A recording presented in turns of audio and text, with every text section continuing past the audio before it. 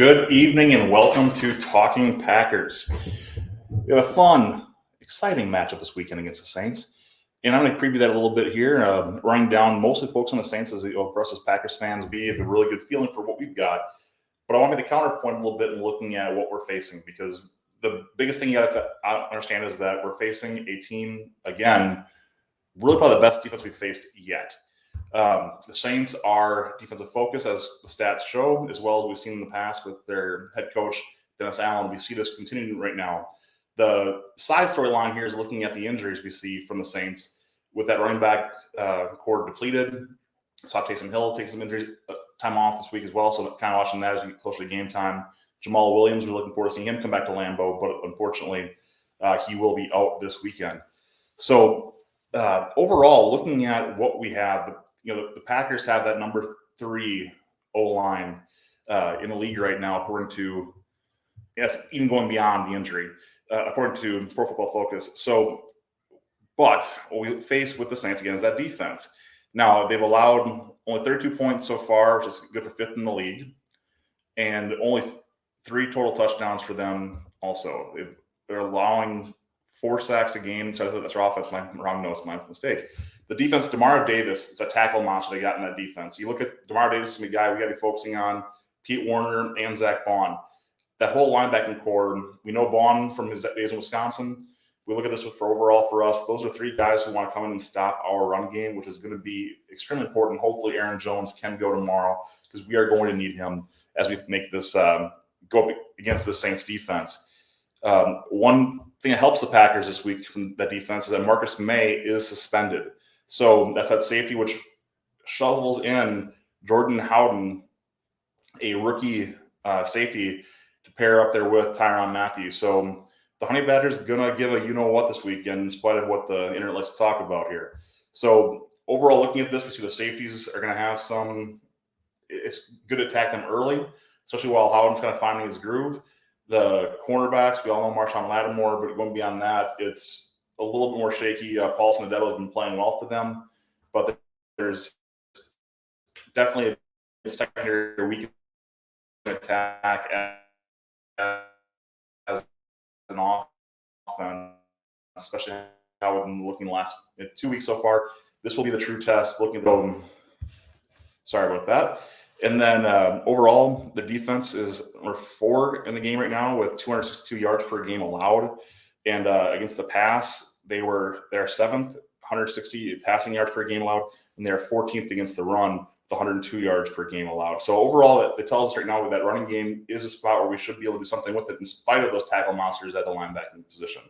So in the defensive line, you've got a lot of questions, I guess, behind Cam Jordan. Cam Jordan's the experienced veteran there, the leader of that group. Brian Breesy is their, senior rookie. Then you have some kind of journeyman, we'll say, D tackles with Forsky and Roach in that role as well. Peyton Turner was their, one of draft picks. He is out and injured right now. So overall, we look again a very thin defense that if we can wear them down, which we'll need to use running game to do so, should open up for a very positive game for the Packers this weekend. On offense, people talk about how Derek Carr hasn't been that impressive, but I've got to somewhat counterpoint this right now and say that for yards per game for that offense, in spite of Kamara being out and the injuries they've seen at running back, they're 10th in the league right now in total offense for yards per game. They're 18th. Sorry, they're 18th in the pass, 18th in the run. Somehow that's good enough to be number 10 overall for that yards. They've thrown 2 interceptions. They've had 1 fumble. So again, another team that's not going to turn the ball over a lot. We saw it with Atlanta last weekend. So expect this game to be very similar to what we saw last week with the Falcons. Overall, as far as a good starting set, but a thin defense that we should be able to attack a little bit and create that next spot for us. Overall, the point differential for the Saints, it's 4. You have 36 points for, 32 points against. 32 points against is good for 5th in the league, but the 36 points for is 25th. So our defense has been playing well. This is a team we can really load up on and plays a little more into what our defense looks like compared to the Falcons game especially. We're looking at a spot where we can really hopefully take advantage of this, and that zone defense may not be such a liability as we saw against Bijan Robinson, because there's not really that running back that's going to scare us this week on the Saints with the injuries they're facing.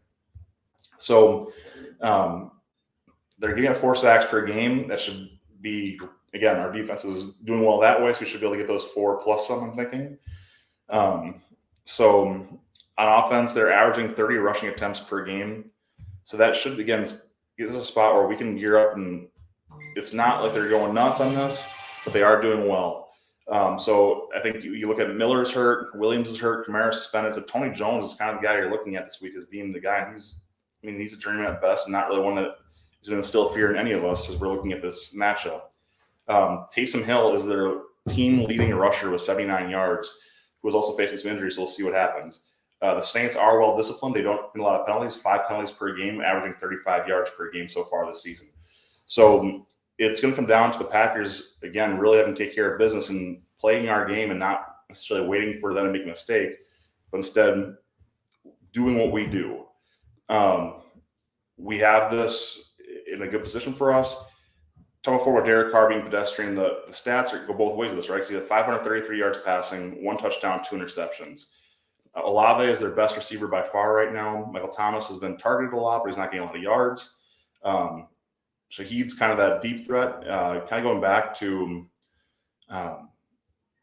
Devery Henderson back in the day for the Saints here as well. But Shahid has 152 yards on 9 receptions. Thomas has 116 on 12 receptions. Yeah, Olave is at 198 yards, and he's the guy that I want to see us use Jair against all game. If there's a spot right here to look at, you want to see Olave blanketed by Jair, and the rest of the guys, I feel like our secondary can handle. It shouldn't be as much of an issue for us. So as we look across the board here, the matchup is overall favorable for the Packers. But I mentioned before, I'm going to go into the keys of the game for us. The first one that I think is most important is playing our game.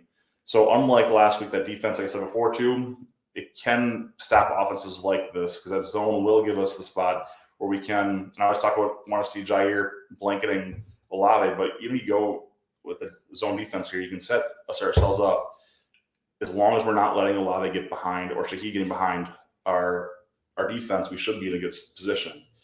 The Saints defense is legit, but with that strong safety being out, slot corner is definitely a weakness. We can definitely use some of these 3 wide receiver sets, 4 wide receiver sets to our advantage. Another thing you want to see this week is take the points. This is kind of a race to 20. The Saints aren't going to score a lot. Talked before about their points per game. So the Packers are in a position here, if we average, seeing what we've seen from Jordan Love so far with those 3 touchdowns per game there, this sets up well for the Packers in terms of they're not going to go enter a track meet with us. They're not going to beat us in that situation. So overall, take the points when we get a chance, take the field goals, wherever it is. Our defense can and needs to hold them to field goals as well. The next part is taking care of the football. So far, 0 turnovers in 2 games, knock on wood. But we also have to look at the fact that they've only had 3 themselves through those 2 games. So we need to win that turnover battle. We talk about our goal every week being that to be +2. And that's going to be a challenge against this team, as they've not been in that position too much so far this year. Next part I looked at was being the first 20 points mentioned before too. So second last thing I look at is the Packers need to eliminate these penalties. We've seen a lot of very brutal penalties at the wrong time. 7 last week that really did cost us at the end of the day when we unfortunately lost that lead in the second half to the Falcons. So the Packers need to clean up the penalties, and then the obvious headline for us this week after what we saw last week is we need to finish the game. Again, this is the growing pains we're going to deal with having the young team. Young teams need to learn how to win the NFL and learn to win those close games. The difference between a playoff team and a non-playoff team is the close games and finishing. So this is where we need to see that next step forward. They have a chance to open their first game here in Lambeau.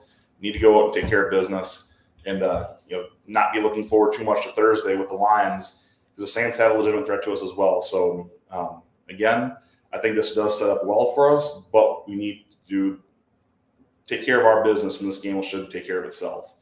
But we need to make sure that it keeps flowing that way. So I guess anything else we go through on the Packers, I think it just goes back to I really want to see overall, Packers, let's play our game. Let's do what we need. Let's do what we need to do. Hoodats are going to be loud. They always are. They travel well. They're a good party crew. Been to Superdome a couple times myself. It's always great, and they are fun fans. So looking forward, if you are in Houdat Nation, come to Green Bay. Enjoy yourselves, and hopefully we can send you home sad, unfortunately, but we'll go from there. So had to, of course, wear my WrestleMania New Orleans t-shirt as well to recognize that we're this matchup this weekend. So anyone else who let's the comments, and we'll come back next week. Hopefully I'll have Uper, Jay, and Aaron back with me next week to try and preview that Lions game this Wednesday before you play that Thursday game. So thanks for checking in, and have a great weekend. Go Pack, go.